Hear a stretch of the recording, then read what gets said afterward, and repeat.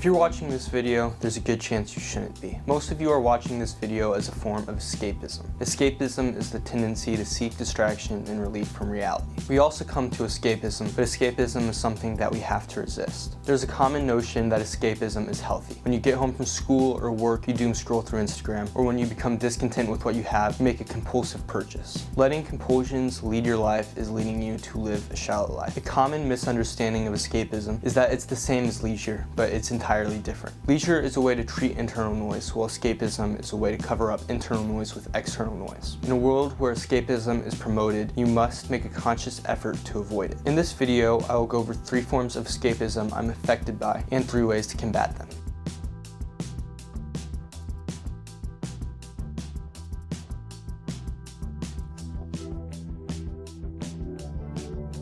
In the modern age, digital escapism has become the most prevalent form of distraction in our society. Many of us feel its effects daily, from shortened attention spans to growing dissatisfaction with our everyday lives. As I had mentioned previously, the more common it becomes to unintentionally consume digital content, the less it is seen as a problem. And when we realize that it is a problem, our first response is to find ways to cope with it. We have trained our subconscious to constantly seek noise and want more content for the sake of having more content. In the same way we have trained ourselves to want more for the sake of having more, we have to train ourselves to be satisfied without the constant noise.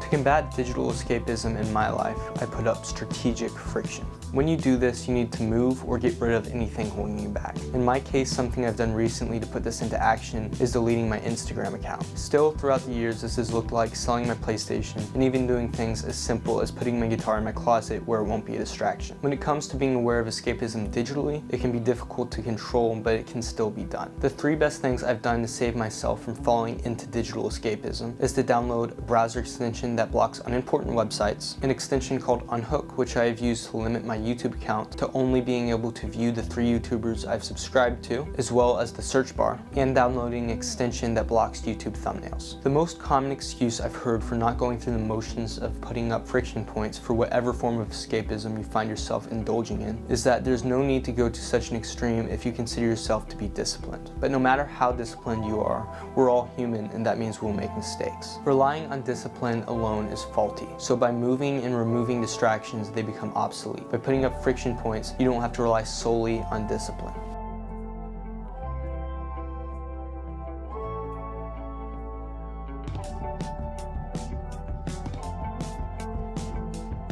Productive escapism is when you have one task that's your priority, but instead of just doing the work and getting that task done, you do anything in that time that is considered productive.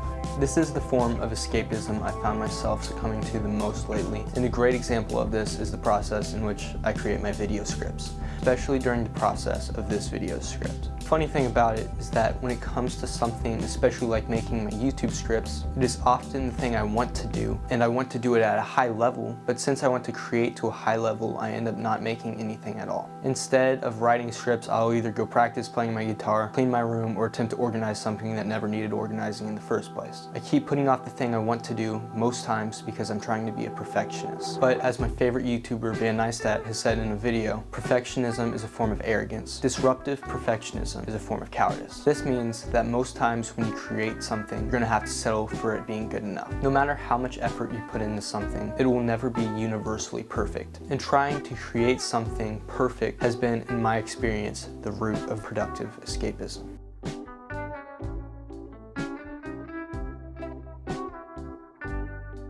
To combat productive escapism, I've created a set of 3 guidelines. The first guideline I follow is to be aware of how you're committing productive escapism. For me, it has looked like, as I've shared in my experiences, chasing perfectionism, but it can vary from person to person. The second guideline I've come up with is to follow a process. When you come up with a process, it helps you to see the individual steps you need to take to complete a task. And when you can see the individual steps laid out in front of you, it makes the idea of the task less daunting. The third guideline I follow is to create a deadline. As Parkinson's law says, a task expands to fill the time it's given. Setting a deadline makes you use your time more strategically, forcing you to stay on task.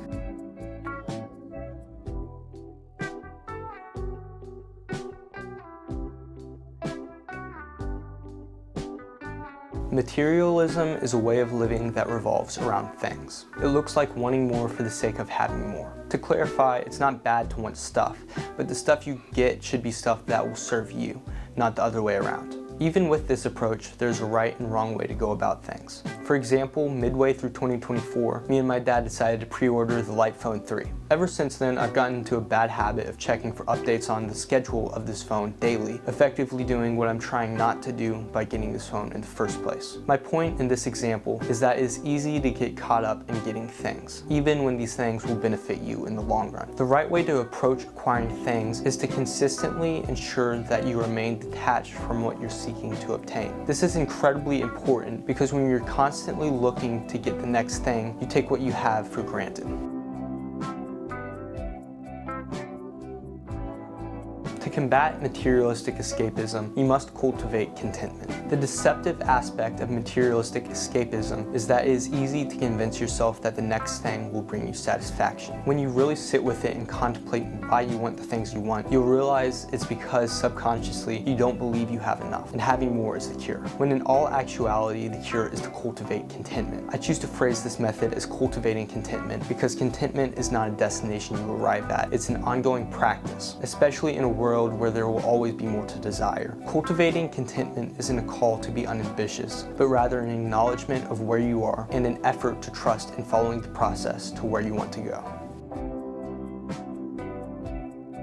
Although I've come up with methods of avoiding escapism, the most important thing to remember about videos like this is that although the tips I am providing in this video are helpful, there's no one and done cure for escapism. As I previously mentioned, escapism is something that you must make a conscious effort to avoid.